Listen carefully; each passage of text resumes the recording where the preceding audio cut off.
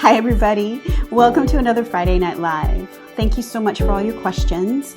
And today's question is, how do we get over the things that have happened to us in the past? They listed them, but I'm going to leave that kind of private. And that's something that's very normal. It's hard for a lot of us to get over what has happened in the past. We take that with us. We carry that with us. We define ourselves by that. But the thing to remember is we all have had a past. So when we think of the past, we get to feel what we think of the past, Right. and we get to live in the experience of what we're thinking about the past. Live in that feeling. So from that perspective, it really isn't the past making us feel like we do. And that can sound quite harsh, but I really like you to just bear with me on this, because it really isn't. I'm going to do a diagram. I think this might be helpful.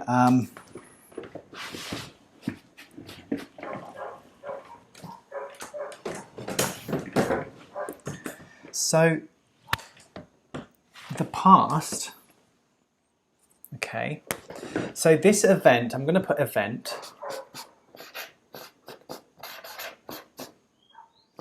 happened then. For instance, I'll just take something like, I was bullied at school. I mean, not just making up, I was actually bullied at school, and it's not, extreme or anything, and lots of people have this, but I'm just going to use that as an example.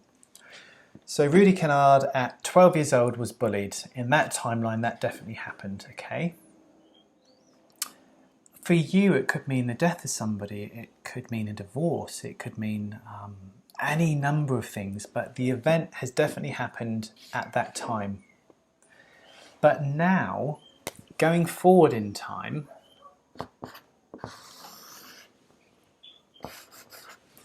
this is empty. It hasn't happened here. It happened there. But this event we bring into reality via thinking now. So this event, like the ghost of the event, I'm going to do that in a different colour. Although the event had happened, we get to re-experience it via thinking about it now. And going even more forward in time, and this could be 3 days, this could be 3 years.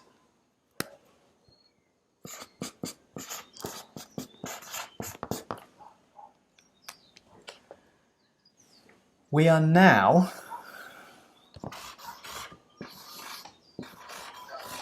getting to experience not this factual thing that actually happened. We are now getting to experience our thinking, our perception of what happened to us now via thought. That is what I mean, is that the event can happen, but now we only live what we think about the event. I don't mean that in a derogatory way. Right. I'm not saying there's anything wrong with that. We're just saying this is how now we get to experience, just very, very neutrally. So we can't time travel and change the past, but we can understand how it's happening to us now. And it's understanding the nature of this that allows us to have freedom and liberation from the past event and from our current thinking about the event. It's all an internal representation. Yeah. So how do we do that, and what is that? Well, I think just really realizing that my past has happened and there's nothing I can do about it now. But in this moment, it's a thought. And again, I don't mean that in a derogatory way. I'm just saying this is the only way to experience the past, because we can't physically time travel. So what is the past to us now? In this moment, this very, very moment, for everyone who is watching, your past is now a thought. Now, the thing about thought is that thought creates how we feel. And if we're having unpleasant thoughts of the past, we get to feel it now.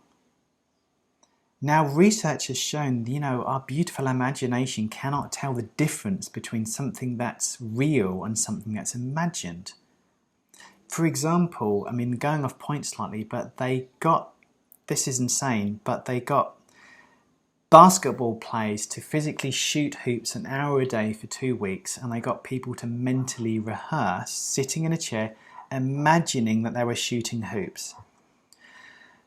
And guess what? The people who physically shot the hoops increased their target by about 10%, and people who mentally rehearsed it also increased their target when they physically did it by 10%. There was no difference. Because what you imagine in your mind, you feel in your body. It doesn't matter that it happened 10 years ago. If you're thinking it, you're feeling it. Right. And it's not happening over and over again. And when we understand that we're living in the feeling of our thinking, like you said, it is liberating. There is a freedom to it. Because there's feelings surrounding that. I can speak very honestly about that. There are feelings. When I think about certain things that have happened in my past, I feel it now. But then I remember it's not happening now. And right now, everything is okay. Everything is always okay. And that kind of brings us back to the present. It brings us back more in alignment of our heart. And it's okay to feel those feelings, and it's okay to think those thoughts. There's thousands and thousands. How many thoughts? 60 to 100,000. 60 to 100,000 a day. And some of them subconscious. But we always know where we're at by our feeling, by what we're feeling inside. And when we're aware of this, it's easier to just let those thoughts pass by. Yeah, one of the questions might be, okay, so I might be on board with it's a thought now. And again, we don't mean that derogatory. This is just how we experience the past now. Like everything now, actually. But what do I do? Because I'm having thoughts that are creating this bad feeling and I seem consumed with it. What do I do? Well, it sounds like something that Yoda would say, or a Zen monk, and I don't mean it like that. When you see that it is all and just thought, you don't have to keep buying into it. Right. Your past does not damage you. You cannot be damaged. You can think damaged thoughts. You feel damaged, but we are spiritual, formless beings inhabiting these clunky earth rovers, you call them, physical bodies. And our spiritual nature is kind of like smoke. It's like, if you light a joss stick or lit a cigarette and there's smoke in the room, you could cut it with a knife, but you're not hurting it because it passes through. Who we are is resilience in the form. Who we are is a spiritual nature inhabiting a body, and something spiritual, meaning having of no form. It's impossible to damage that. So the only way the past can break us is by the belief, which is thought, that we are broken by it. That's all it is. When we see it as thought, we realize we're empowered because we don't have to believe our thinking to be true. Belief means to make alive. Be alive, belief. If we believe we're broken, we're going to feel broken. Now, believe me, I've had a pretty terrible past. Jules has lost her teenage daughter, her son taken away from a custody battle. Your upbringing was horrific. You never talk about it. I've had both parents pass away. I've had terrible things happen to me too. Like, we're not just kind of talking about this philosophically. The past does not create who you are or what you're capable of.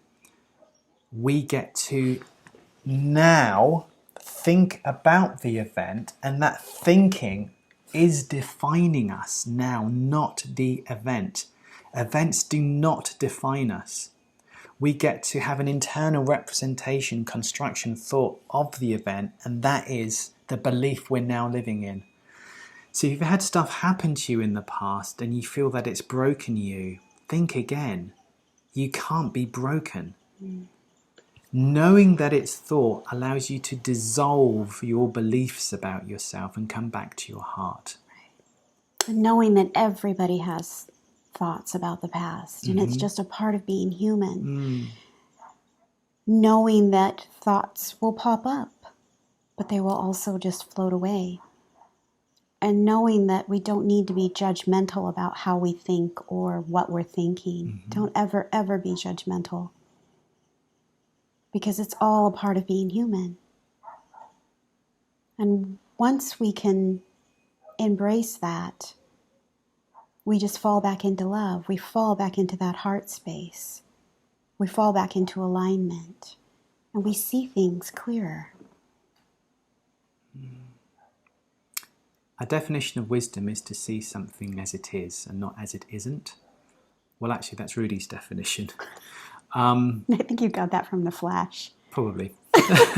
It's a movie. And when you see things as they are, you realise life is an internal construction. Out there isn't causal to how we feel. We feel like we feel because we think like we think in this moment. So if you've had a past and you're suffering with it now, we've really experienced that ourselves. We're talking from experience here. But if something has happened in your past and it was terrible, our hearts go out to you and are really sorry. We don't have a time machine. We can't go back and change it. But now that event is thought, reverberating for our consciousness. Knowing that it's thought, we can destroy the beliefs that we've created from that event that are getting in our way of being human, of being empowered, of getting out there, of being more loving. You can't be broken. You can have thinking that you're broken, but who you are is spiritual, and it's free, and it's boundless, and it's empowered. We can recreate our lives via thought and uncreate what we've created. We have the power to do that if we know it's thought. If we think the outside world, this thing has happened in my past, now I'm like this because of that. Disempowerment, we can't change, we're just this kind of a person. Sorry to swear, but that is bollocks. Absolute bollocks. It is a belief perpetuated by society that is causing so much suffering that is absolutely wrong. And you can tell I feel strongly about this. When we see how we actually work, it's now thought. There you have empowerment because you uncreate thought. You can recreate thought. You can drop your beliefs and you can do, become or achieve anything you want to. And in my mind, that is wisdom. Wisdom is seeing things as it is, not the past. Now, thought, now. We see that we fall back into our hearts.